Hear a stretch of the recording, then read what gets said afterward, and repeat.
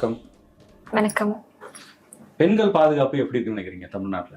Boys நல்ல action block மாட்டிருது. Full enjoyment தான். வாங்கடா.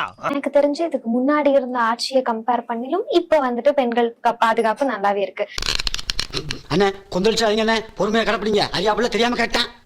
ஏன்னா நான் இப்ப கோயம்புத்தூர்ல இருந்து இன்டர்வியூக்கு சென்னை வந்திருக்கேன். அப்படிங்கும்போது நான் அப்படின்னா தான் டிக்கெட் எடுக்காம கக்கூஸ்லயே உட்காந்து போறது. கக்கூஸ்லையா?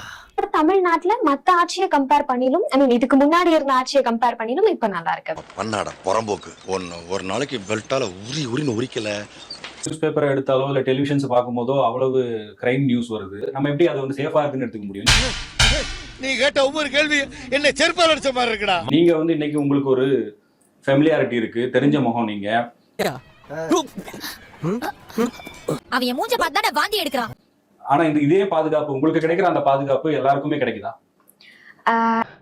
வந்து இப்ப நான் என்ன உங்களை சொல்றது, குற்றங்கள் குறைவா இருக்கு அப்படிங்கறதையுமே தாண்டி குற்றங்களுக்கு சீக்கிரமான ஆக்ஷன்ஸ் எடுக்கப்படுது.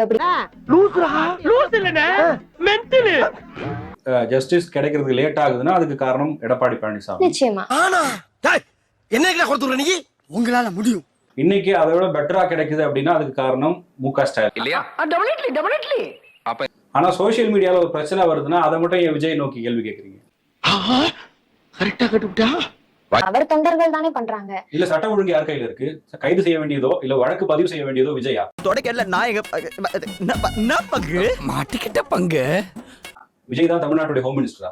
இல்ல, பதிவு செஞ்சது நான் விர்ச்சுவல் வாரியர்ஸ் ஆஃப் டிவிகே மேல. பார்த்தாலே எப்பறம் ஒருத்தனை பார்த்தா அடிக்கணும் போல தோணும். அவங்க செய்யற நல்லதுக்கும் அவர்தான் பொறுப்பு, அவங்க செய்யற தீய விஷயங்களுக்கும் அவர்தான் பொறுப்பு. ஆப்வியஸா விடு. ஏண்டா கனவா இருந்தாலும் ஒரு நியாயம் வேணாமாடா? விஜயிடமிருந்து ஒரு அறிக்கை வரணும்ன்றது தேவையா, இல்ல ஆன்லைன்ல ஒரு அபியூஸ் பண்றாங்கன்னா அவங்க மேல நடவடிக்கை தேவையா? தாவிக தலைவர் விஜய் வந்து ஒரு நடிகையுடன் இருக்கிற மாதிரி அந்த போட்டோவை போட்டு நீங்க வந்து போடுறீங்க. இதுக்கெல்லாம் நேரம் இருக்கு.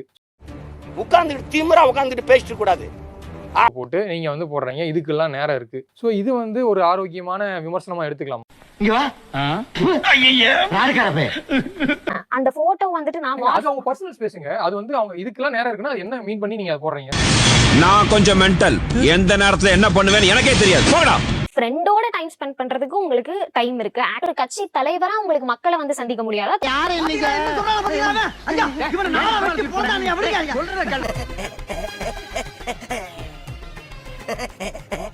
மறக்காம சர்ப்ரைஸ் பண்ணுங்க. Thank you. இல்ல, வைஷ்ணவி வந்து தமிழக வெற்றி கழகத்துல இருந்து வெளியேறி திமுகவுல ஜாயின் பண்ணிட்டாங்க. எந்த பயனும் இல்ல.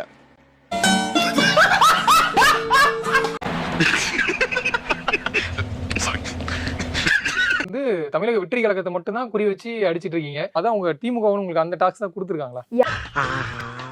கண்டு விட்டாளையா, சூச்சமத்தை கண்டு விட்டாளே. யாரும் எனக்கு டாஸ்க்கும் கொடுக்க கிடையாது. நான் தாவேக்காவை மட்டும் குறி வைக்கிறேன் அப்படிங்கறதும் கிடையாது.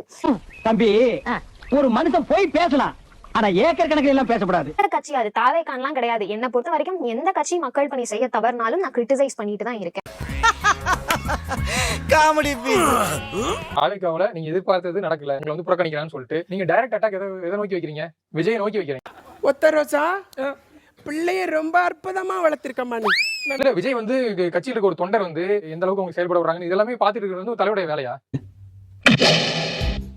மாட்னாடா மானஸ்த. அதான் நான் கேக்குறேன். இல்ல, இன்னொரு கேள்வி, அவர்தானே கட்சி தொண்டன், அவர்தானே கட்சியோட தலைவர். என்ன இன்னைக்கு ரொம்ப ஜாம் ஆகுது.